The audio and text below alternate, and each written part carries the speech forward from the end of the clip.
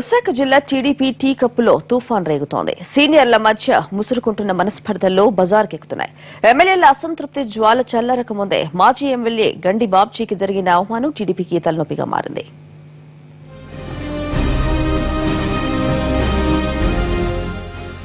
విశాఖ జిల్లా తెలుగుదేశం పార్టీలో వివాదాలు ముదురుతున్నాయి. పాత నీరు కొత్త నీరు మధ్య పొత్తు కుదరటం లేదు. ఎమ్మెల్యేలు మంత్రుల మధ్య తలెత్తిన విభేదాలు చల్లారక ముందే మరో వివాదం రాసుకుంది. సీఎం సభలో మాజీ ఎమ్మెల్యే గండి బాబ్జీకి జరిగిన అవమానం చర్చనీయాంశంగా మారింది.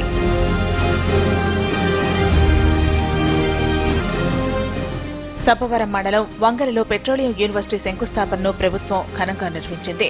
4 కేంద్ర మంత్రులు, ముఖ్యమంత్రి పాల్గొన్న ఈ సభ ప్రారంభానికి ముందు చోటు చేసుకున్న పరిణామాలు హాట్ టాపిక్ అయ్యాయి.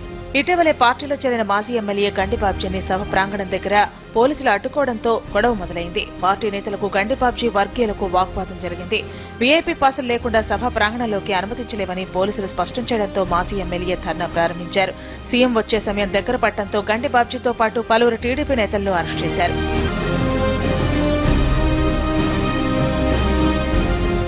కొడతాల రామకృష్ణ అనుచరుడుగా రాజకీయాల్లో ప్రవేశించిన గండి బాబ్జీ ఇటీవలే టీడీపీ తీర్థం పుచ్చుకున్నారు. స్థానిక ఎమ్మెల్యే బండారు సత్యనారాయణమూర్తి అభ్యంతరాలను సైతం తోసిపుచ్చి బాబ్జీని పార్టీలోకి ఆహ్వానించారు. అప్పటి నుంచి పెందర్తి నియోజకవర్గంలో బండారు, గండి వర్గీయుల మధ్య అంతర్గత విభేదాలు రాసుకుంటూనే ఉన్నాయి. త్వరలోనే పార్టీ హైకమాండ్ ముందు తన ఆవేదన వెళ్లకక్కేందుకు సిద్ధపడుతున్నారు గండి బాబ్జీ. ఎమ్మెల్యే గారు ఇలాగా సొంత పేరుతో వీఐపీ పాస్ అని చెప్పి ఇచ్చేసుకొని మరి వాళ్ళ మనుషులకి ఇచ్చుకుంటారు. మా మనుషులకి ఇబ్బంది కదా, మాకు ఇవ్వరు కదా పాసులు. అందువల్ల మరి మమ్మల్ని ఏం చేయమంటారు, మమ్మల్ని కూడా అలాంటి కొట్టేసుకోమంటారని అడిగాను. నేను పోలీసు వారిని అక్కడ పోలీసు వారిని అడిగాను. మిగతా వాళ్ళంతా కూడా అక్కడ సంబంధం లేని వాళ్ళు, ప్రోటోకాల్ లేని వాళ్ళు డయాస్ మీద కూర్చున్నారు కదా, మరి వాళ్ళకన్నా మేము తీసిపోయామా? ఇక్కడ స్థానిక ఎంపీటీసీ కూడా ముఖ్యమైన లీడర్, మాకు అతన్ని పంపించలేదు. స్థానిక ప్రజా పరిషత్ ప్రెసిడెంట్ కూడా ఉన్నాడు ఉమామహేశ్వరుడు, అతను కూడా పిలవలేదు.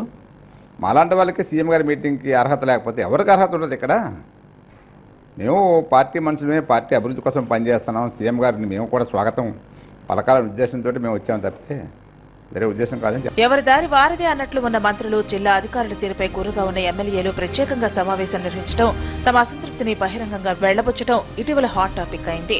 రంగంలోకి దిగిన మంత్రి గంటా శ్రీనివాస్ ఈ పరిణామాలపై స్పందిస్తూ అలాంటిదేమీ లేదని కొట్టిపారేశారు. ఇక గండి బాబ్జీ వ్యవహారంలో చోటు చేసుకున్న పరిణామాలపై ఆయన స్పందించారు.